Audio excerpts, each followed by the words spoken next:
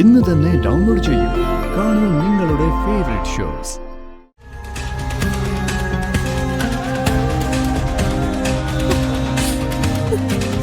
ഈ നടയിൽ വെച്ച എന്റെ സ്വപ്നങ്ങളൊക്കെ അവളെ തല്ലി തകർത്തത്. ഇതേ നടയിൽ വെച്ച് ഞാൻ ശപഥം ചെയ്യാ ഏട്ടത്തി, അവളെ ഞാൻ ഇല്ലാതാക്കും.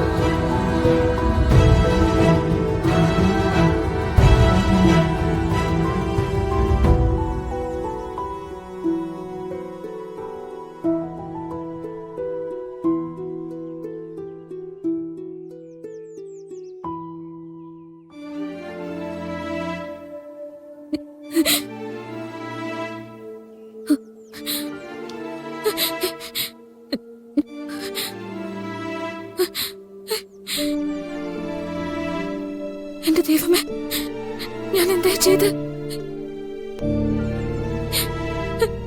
അച്ഛനെ ഞാൻ ചതിക്കാം.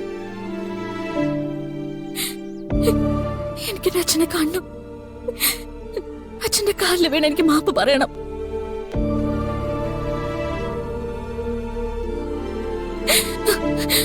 രാധിക,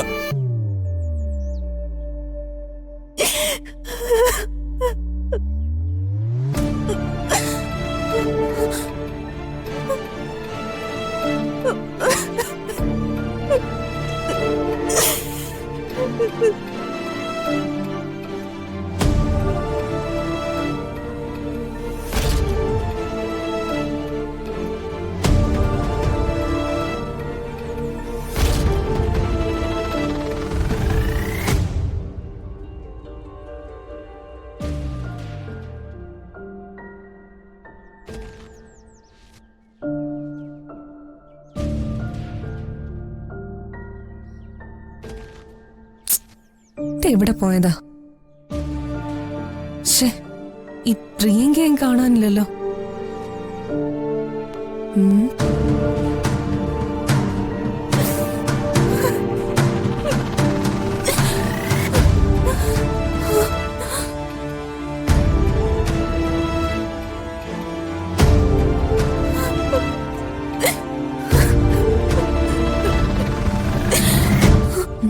പ്രിയങ്കേ,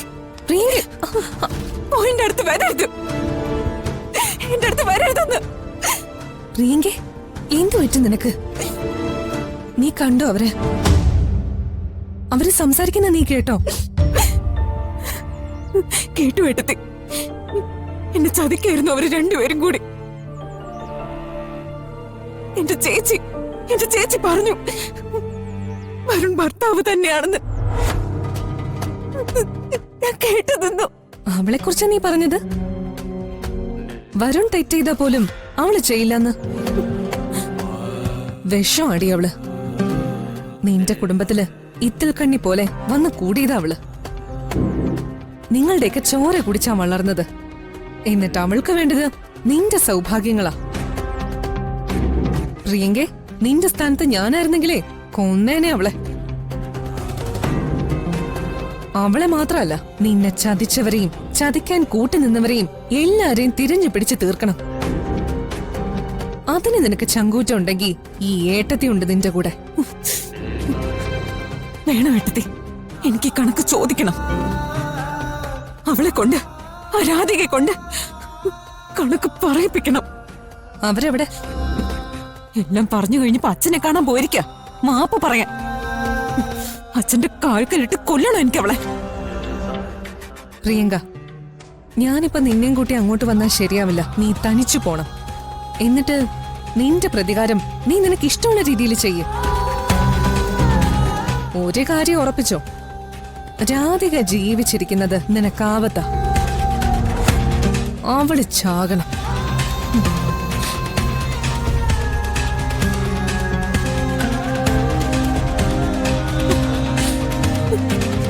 ഈ നടയിൽ വെച്ച എന്റെ സ്വപ്നങ്ങളൊക്കെ അവളെ തല്ലി തകർത്തത്.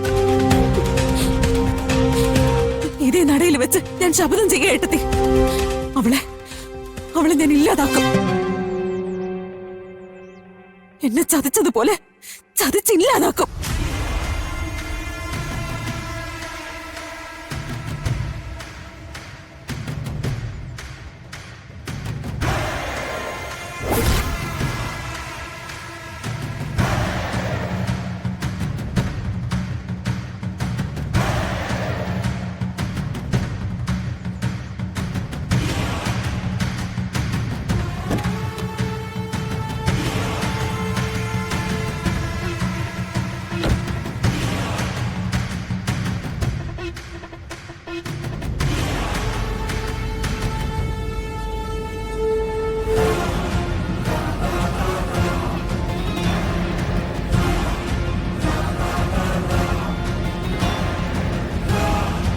രാധിക, താൻ പേടിക്കണ്ട.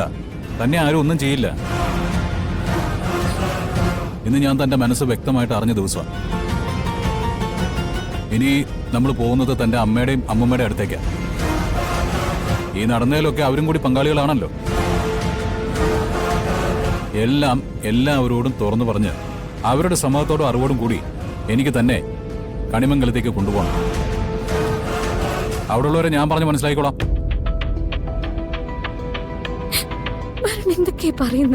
അതെ, ഇപ്പൊ നമ്മുടെ മുമ്പിൽ ഒരു ജീവിതമുണ്ട്. അത് നമ്മൾ കൈയെത്തി പിടിച്ചില്ലെങ്കിൽ എന്നും നമ്മൾ ഇങ്ങനെ കരയേണ്ടി വരും. അത് അവസാനിപ്പിക്കണമെന്നാ ഞാൻ ഈ പറയുന്നത്. നമ്മുടെ ജീവിതത്തിലെ മോശ സമയം കഴിഞ്ഞു. ഇനി നമ്മൾ അങ്ങോട്ട് സന്തോഷത്തോടെ ജീവിക്കാൻ പോവാ. അത് നടത്തി തരണമെന്ന് തന്റെ ഭഗവാനോടൊന്ന് പ്രാർത്ഥിക്കുക.